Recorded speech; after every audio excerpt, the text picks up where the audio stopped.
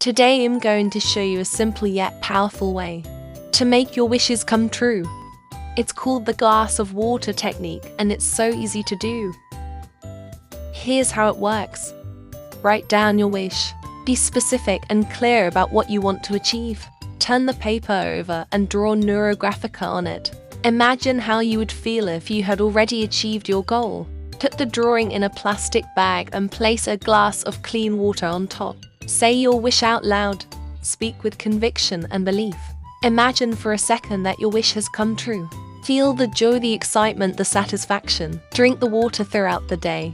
As you drink, keep your mind focused on your wish and the positive emotions you associated with it. This technique is not just some new age fad. It's based on years of research and has been used by countless people to achieve their dreams.